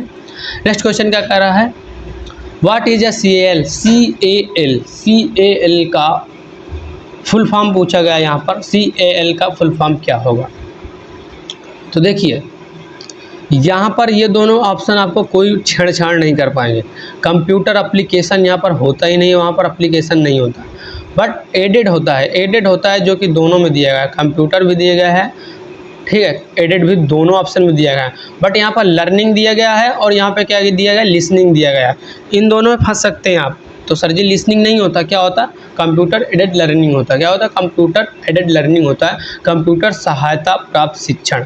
क्या होगा, कंप्यूटर एडेड लर्निंग होगा। ऑप्शन नंबर A1 बिल्कुल सही होगा, याद रखना है। मैं बोला ना, जहाँ पर फुल फॉर्म पूछ रहा है ना, वहाँ पर बहुत अच्छे से आपको क्वेश्चन को देखना, ऑप्शन को पढ़ना है, फिर आपको क्या करना है, आंसर टिक करना। नेक्स्ट क्वेश्चन देखते क्या कह रहा है, which among the following is the fastest computer memory, मतलब निम्नलिखित में कौन सी सबसे तेज़ कंप्यूटर मेमोरी है। सबसे तेज़ कंप्यूटर मेमोरी यहाँ पर आपसे पूछ रहा है, तो सबसे तेज़ कंप्यूटर मेमोरी आपकी यहाँ पर क्या होगा, ऑप्शन देख लीजिए, cache memory, primary memory, secondary memory या मेन मेमोरी। भाई इन तीनों में कोई लॉजिक नहीं है, आपको फंसना नहीं चाहिए। प्राइमरी मेमोरी या सेकेंडरी मेमोरी, मेन मेमोरी, ये तीनों नहीं हो सकती। पूछ कह रहा तेज़ कंप्यूटर की मेमोरी, तो कैसे मेमोरी जो होती है ना हमारी, कैसे मेमोरी इन चार ऑप्शन में सबसे तेज़ है, ठीक है। निम्नलिखित पूछ रहा है कि चारों ऑप्शन में सबसे तेज़ मेमोरी कौन सी है, तो कैसे मेमोरी आपको मैं थोड़ा सा एग्जांपल दूं। जब आप कोई चीज़ सर्च करते हैं, जो आप पहले से सर्च करते रहते हैं, या आपके कैसे में स्टोर रहती, कैसे में वही चीज़ स्टोर रहती है जो आप सर्च करते हैं, ठीक है। तो जब सर्च करते हैं तो आपको नीचे लिख के देता है, ठीक है, क्लिपबोर्ड के ऊपर लिख के देता है।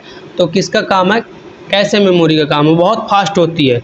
आप एग्जाम्पल की समझिए, आप बार बार लिख रहे हैं कुछ वर्ड, ठीक है, तो उसके बाद वो अगला वर्ड क्या है जो आप लिखने वाले हैं, वो कैसे मेमोरी आपको दे देगा क्लिपबोर्ड के ऊपर, जो आप टिक करके डायरेक्ट सेलेक्ट कर सकते हैं। कैसे मेमोरी इन चारों ऑप्शन में सबसे सटीक होगा, ठीक है। कैसे मेमोरी का आकार एक तरह से कहिए बहुत छोटा होता है, लेकिन सीधे CPU से जुड़ी होती है ये, ठीक है। क्या होती है, CPU से डायरेक्टली ये कनेक्ट होती है, कंप्यूटर के सबसे तेज़ मेमोरी कहलाती है ये आपकी क्या, कैसे मेमोरी। नेक्स्ट क्वेश्चन देखते हैं। नेक्स्ट क्वेश्चन क्या कह रहा है, what is the advantage of asynchronous learning, asynchronous learning होता है एक, सिंक्रोनस लर्निंग होता है, ठीक है। एसिंक्रोनस होता है एक, एसिंक्रोनस होता है। अतुल्यकालिक शिक्षण का लाभ क्या है? तो ये इसका आंसर क्या होगा, थोड़ा कंफ्यूज हो सकते हैं आप, देख लीजिए। एसिंक्रोनस लर्निंग, ठीक है, एसिंक्रोनस लर्निंग होता है एक सिंक्रोनस लर्निंग होता है, ठीक है। सिर्फ ए का डिफरेंट है, बट इसका लॉजिक डिफिनीशन पूरी तरह से अलग है, इसका वर्क अलग है, ठीक है। तो पूछ क्या रहा है, एसिंक्रोनस लर्निंग क्या है, मतलब इसका लाभ क्या है, इससे क्या लाभ है? तो इससे लाभ क्या है sir ji, removing the barrier of time and distance, समय और दूरी की बाधाओं को दूर करना हमारे एसिंक्रोनस लर्निंग का एक लाभ है। क्या है? लाभ है। ऑप्शन नंबर A1 बिल्कुल सही होगा, removing the barrier of time and distance, ये समय और दूरी की बाधाओं को दूर करता है। कौन? Asynchronous learning. क्या होगा? एसिंक्रोनस लर्निंग, ठीक है। एसिंक्रोनस लर्निंग में टीचर स्टूडेंट एक ही समय में लाइव रहना जरूरी नहीं होता है, जिससे समय और दूरी की रुकावट पूरी तरह से खत्म हो जाती है। किसमें? एसिंक्रोनस लर्निंग, ठीक है। इसमें क्या होता है, टीचर और स्टूडेंट का एक ही समय पर लाइव रहना जरूरी नहीं होता है, ठीक है, और जिससे समय और दूरी की रुकावट पूरी तरह से क्या होती है, खत्म हो जाती है। ऑप्शन नंबर A1 बिल्कुल सही होगा। नेक्स्ट क्वेश्चन देखते हैं क्या कह रहा है, which domain is NSQF define what a learner should know and understand with reference to the subject. NSQF में कौन सा डोमेन परिभाषित करता है कि एक शिक्षार्थी को विषय के संदर्भ में क्या जानना और समझना चाहिए? तो प्रोसेस तो हो नहीं सकता, ठीक है, प्रोसेस तो हो नहीं सकता। जो NSQF के डोमाइन हैं वो कितने हैं? 5 हैं, याद रखना है। 4 तो यहाँ पर दिए गए हैं, बट 5वां नहीं दिया गया है, ठीक है, 5वां नहीं दिया गया है।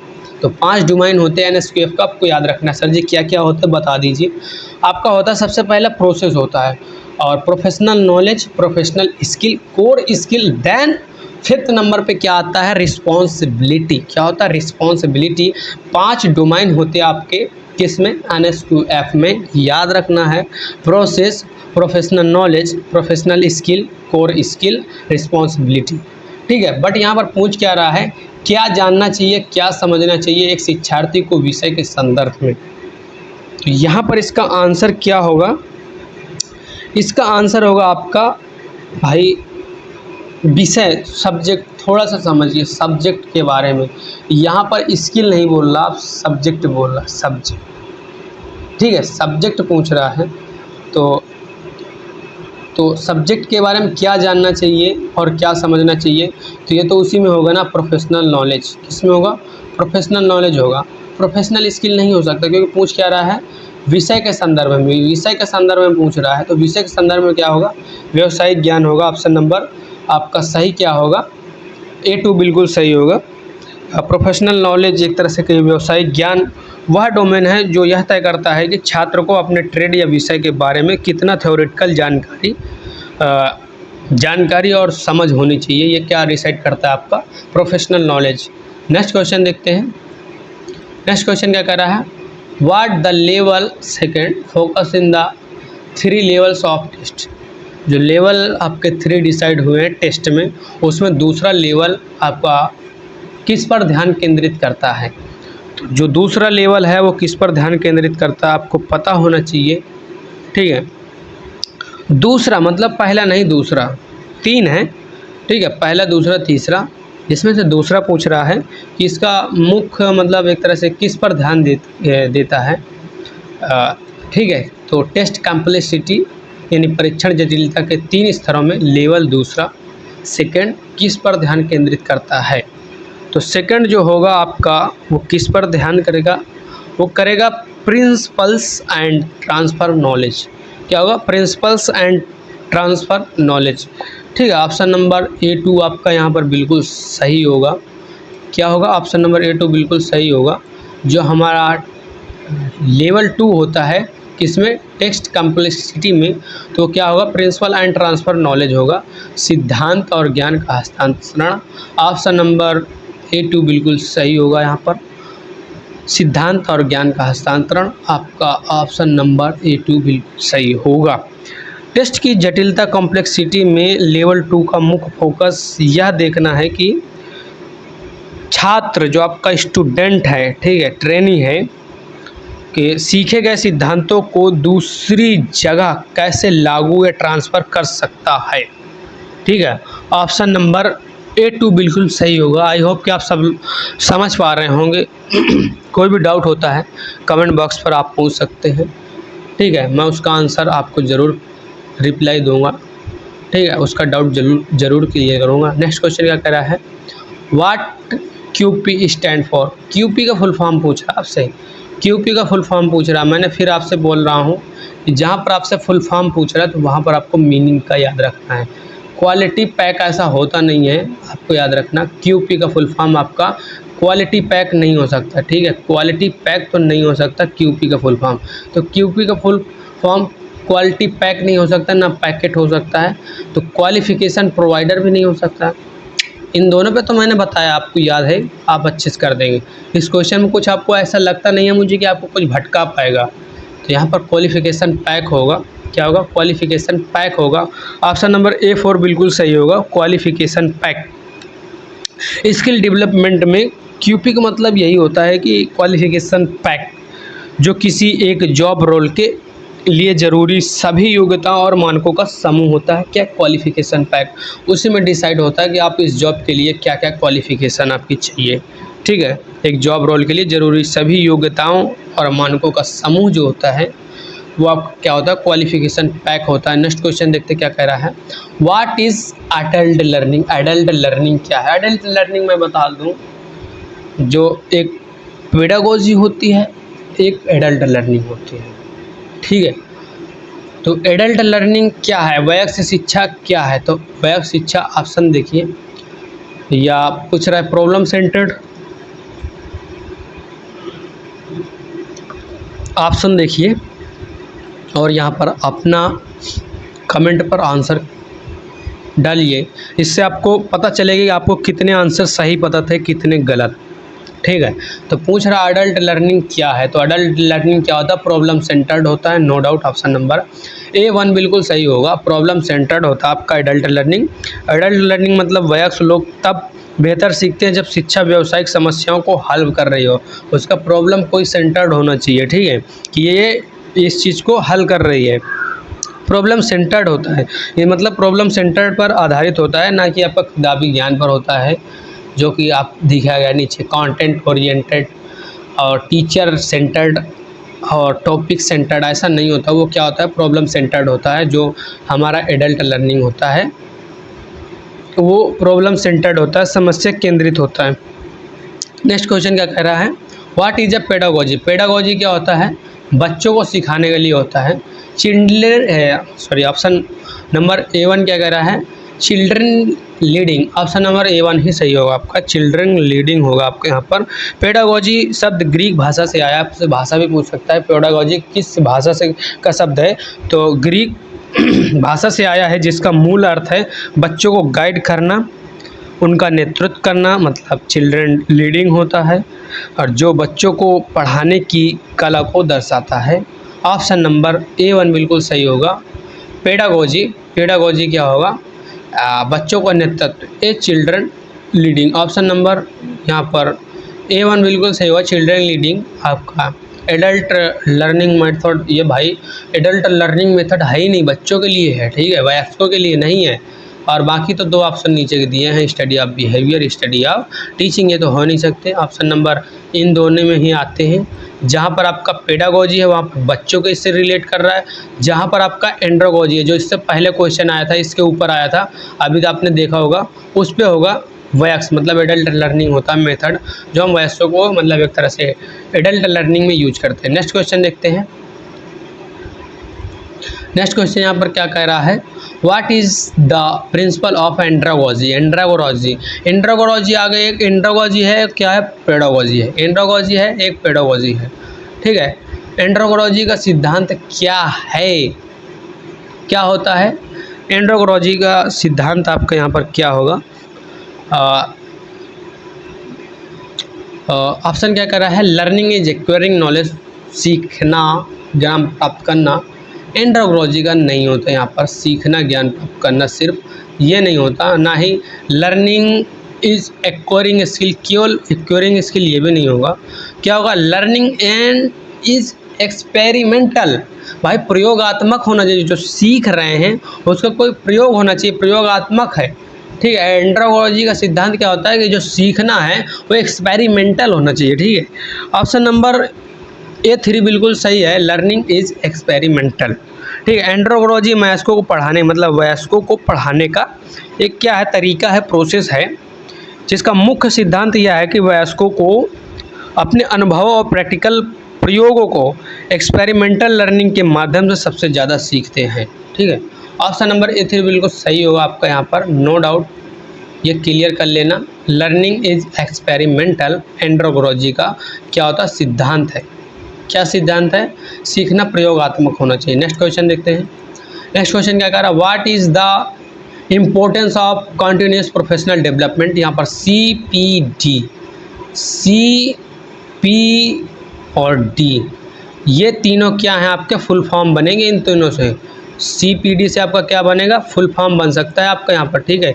याद रखना CPD से आपका फुल फॉर्म पूछा जा सकता है कि CPD का फुल फॉर्म क्या होता है। तो यहाँ पर दिए गए हैं कॉन्टिन्यूस प्रोफेशनल डेवलपमेंट, याद कर लीजिए, आगे क्वेश्चन आपसे पूछा जा सकता है कि CPD का फुल फॉर्म क्या होता है।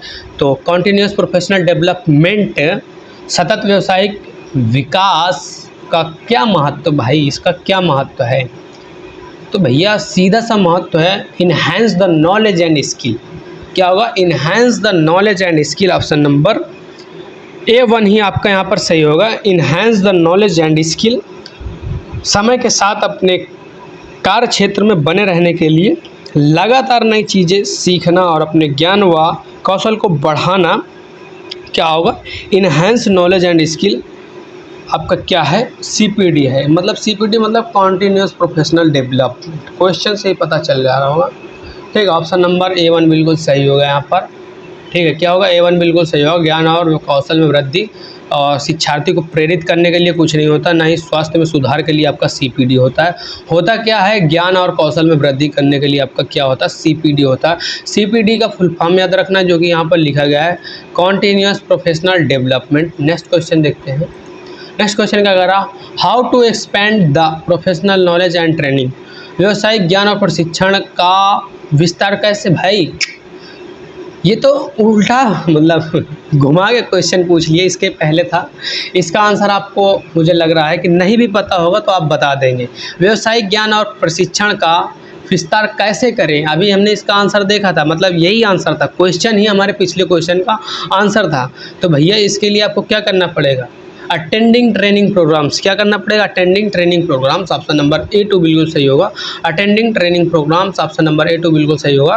प्रशिक्षण कार्यक्रम में भाग लेना, और आपको व्यावसायिक ज्ञान और प्रशिक्षण का विस्तार करना है या कैसे करना है, तो वो ऐसे होगा कि आप अटेंडिंग ट्रेनिंग प्रोग्राम्स को अटेंड करिए, तब आपका ये आपका क्या होगा, जो आप कह रहे हैं व्यावसायिक ज्ञान और प्रशिक्षण का विस्तार होना है, तो ऐसे ही हो सकता है अटेंडिंग ट्रेनिंग प्रोग्राम्स। अपने प्रोफेशनल ज्ञान और ज्ञान को और ज़्यादा बढ़ाने का सबसे सही तरीका नए नए ट्रेनिंग प्रोग्राम, सेमिनार में हिस्सा लेना अटेंडिंग ट्रेनिंग प्रोग्राम्स होता है। ऑप्शन नंबर A2 बिल्कुल सही होगा, नो डाउट। नेक्स्ट क्वेश्चन देखते हैं।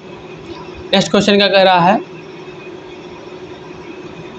How to set the achievable professional goal. प्राप्त करने योग्य व्यावसायिक लक्ष्य कैसे निर्धारित करते हैं? कैसे निर्धारित करते हैं? तो मैं कमिटमेंट्स प्रतिबद्धताएँ, ऑप्शन नंबर जो कह रहा है A1 बनाएं, मतलब मेक कमिटमेंट्स या make a career plans. Career plans क्या है? लक्ष्य निर्धारित करने में आपका क्या करता है? प्राप्त करने में व्यावसायिक लक्ष्य कैसे निर्धारित करें? तो कैसे? आत्मसम्मान से आप थोड़ी ना करेंगे, कैसे करेंगे? एक विशिष्ट लक्ष्य निर्धारित करें। भैया सबसे पहले एक कमिट ए स्पेसिफिक गोल होना चाहिए, आपका एक स्पेसिफिक गोल होना चाहिए, तब तो उसको कैसे भी आप उसका लक्ष्य या प्रोफेशनल गोल आप निर्धारित कर सकते हैं, आप सेट कर सकते हैं। तो ऑप्शन नंबर A4 आपका यहाँ पर बिल्कुल सही होगा। एक ऐसा लक्ष्य जिसे हासिल किया जा सके उसे तय करने के लिए सबसे पहले या सबसे ज़रूरी जो चीज़ होती है कि भाई आप सबसे पहले बिल्कुल साफ और स्पष्ट लक्ष्य तो चुन लीजिए। ऑप्शन नंबर A4 बिल्कुल सही है। एक विशिष्ट लक्ष्य निर्धारित करना, तभी आप क्या कर सकते हैं, गोल सेट कर सकते हैं। ठीक है, ऑप्शन नंबर A4 बिल्कुल सही होगा आपका यहाँ पर A4, commit specific goal. Option number A4 बिल्कुल सही होगा। नेक्स्ट क्वेश्चन देखते हैं। What are the words use to describe things? चीज़ों का वर्णन करने के लिए किन शब्दों का प्रयोग किया जाता है? चीज़ों का वर्णन करने के लिए, ठीक है। एंड डिस्क्राइब थिंग्स तो इसके लिए क्या होता है? तो इसके लिए होता क्या है आपका यहाँ पर ऑप्शन नंबर ए दिया गया है, वर्ब नहीं होता आपका यहाँ पर, वर्ब नहीं होता कि चीज़ों का वर्णन करने के लिए जो शब्द का प्रयोग किया जाता है वो वर्ब नहीं होता है, नहीं आपका एडवर्ब होता है, एडवर्ब भी नहीं होता क्या, एडजेक्टिव होता है। क्या होता है? एडजेक्टिव होता है। ऑप्शन नंबर A बिल्कुल सही होगा। एडजेक्टिव विशेषण होता है आपका जो चीज़ों का वर्णन करने के लिए उपयोग किया जाता है, ये शब्द का यूज किया जाता है विशेषण शब्द का, क्या विशेषण शब्द का, ठीक है। तो ग्रामर में किसी वस्तु या व्यक्ति या स्थान की विशेषता को बताने या उसका वर्णन करने के लिए, डिस्क्राइब करने के लिए जो शब्द हम यूज करते हैं उसका क्या होता है? एडजेक्टिव होता है या विशेषण होता है। ऑप्शन नंबर A3 बिल्कुल सही होगा, आपको याद रखना। नेक्स्ट क्वेश्चन देखते हैं। नेक्स्ट क्वेश्चन क्या कह रहा है? What is the special symbol use to divide written words into sentence and phrases? सब लिखित शब्दों को वाक्यों और वाक्यांशों में विभाजित करने के लिए प्रयुक्त विशेष प्रतीक या सिंबल क्या है?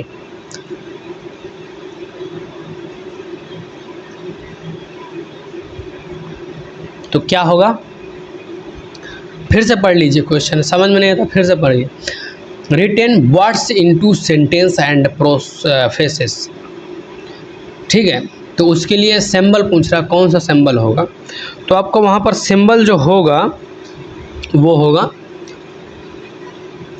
पंक्चुएशन। क्या होगा? पंक्चुएशन होगा। ऑप्शन नंबर A बिल्कुल सही होगा। ऑप्शन नंबर A1 बिल्कुल सही होगा। विराम चिन्ह, क्या होगा? विराम चिन्ह होगा आपका यहाँ पर। ऑप्शन नंबर A1 बिल्कुल सही होगा। लिखते समय वाक्यों को अलग अलग करने या ठहराव देने के लिए जिनका प्रतीकों का यूज करते हैं, तो कॉमा या फुल स्टॉप का उपयोग करते हैं, आप यूज भी करते होंगे, उन्हें ही आप क्या करते हैं? पंक्चुएशन कहते हैं, ठीक है। क्या कहते हैं? पंक्चुएशन कहते हैं या विराम चिन्ह कहते हैं। ऑप्शन नंबर A1 बिल्कुल सही होगा। नेक्स्ट क्वेश्चन देखते हैं। नेक्स्ट क्वेश्चन क्या कह रहा है? Which type of sentence states information a fact और एन एक्सप्लेनेशन? किस प्रकार का वाक्य सूचना, तथ्य या स्पष्टीकरण देता है? किस तरह का देता है वाक्य? यहाँ पर ऑप्शन देखिए, ऑप्शन काफ़ी हैं। क्या बोल रहा है? डिक्लेरेटिव घोषणात्मक वाक्य। भाई सूचना किससे हो सकती है? आपके किसी घोषणा से हो सकती है ना, ठीक है। सूचना और तथ्य का स्पष्टीकरण होता है जब किसी चीज़ को क्लियर नहीं होती उसकी घोषणा होती है। तो डिक्लेरेटिव सेंटेंस आपका बिल्कुल सही होगा। प्रश्नवाचक या आदेशवाचक या विस्मयबोधक, ये तीनों नहीं होंगे, ये तीनों गलत होंगे।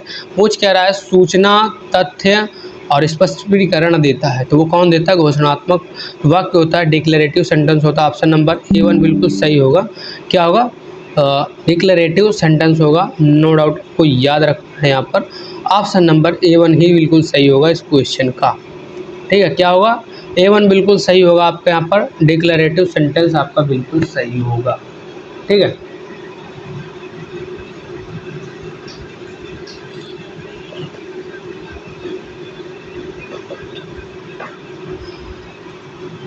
नेक्स्ट क्वेश्चन देखते हैं हम। नेक्स्ट क्वेश्चन यहाँ पर क्या कह रहा है?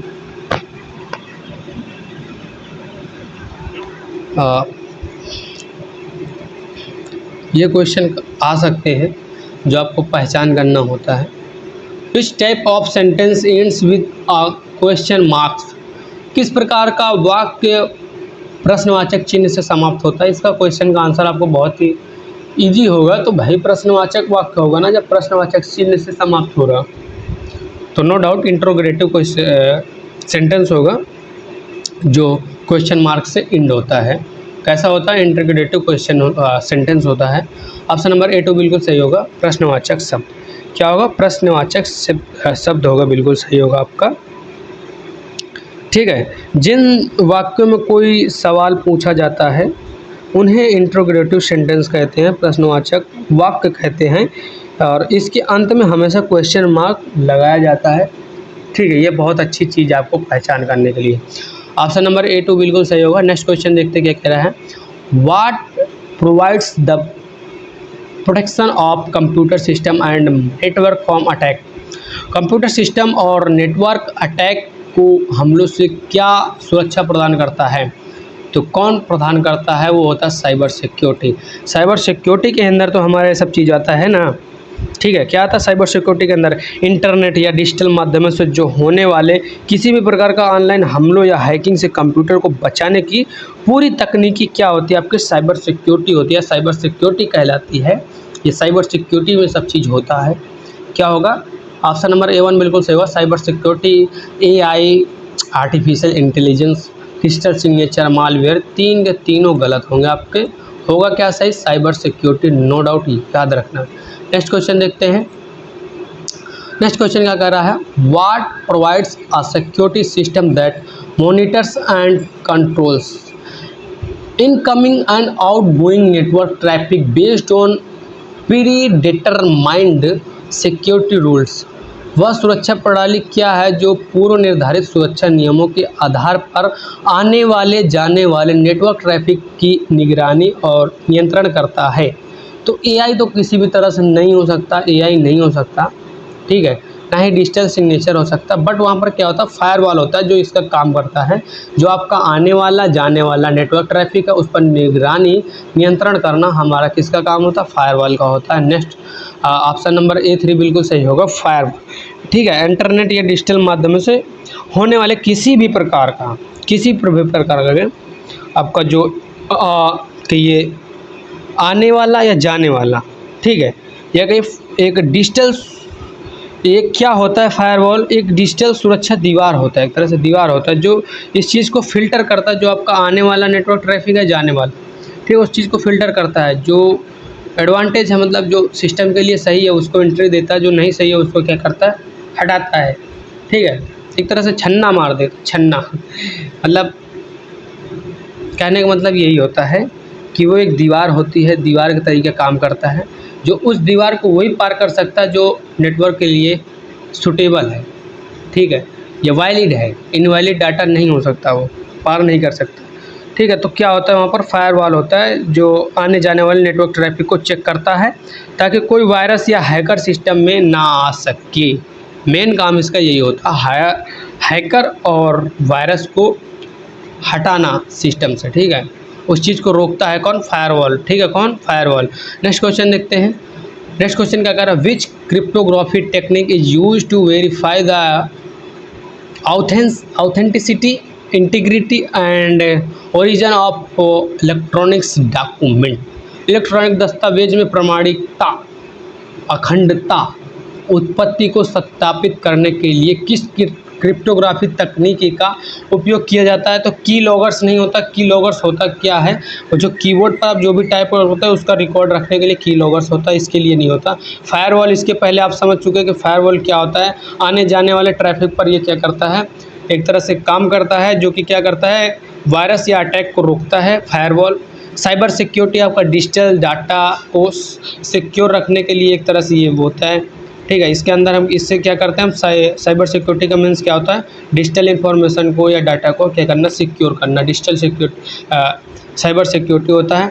डिजिटल सिग्नेचर जो होता है हमारा, डिजिटल सिग्नेचर ये चीज़ होता है प्रामाणिकता, अखंडता और उत्पत्ति को सत्यापित करने के लिए जो क्रिप्टोग्राफी तकनीकी का उपयोग किया जाता है, तो वो होता क्या है, डिजिटल सिग्नेचर होता है। क्या होता है, डिजिटल सिग्नेचर होता है।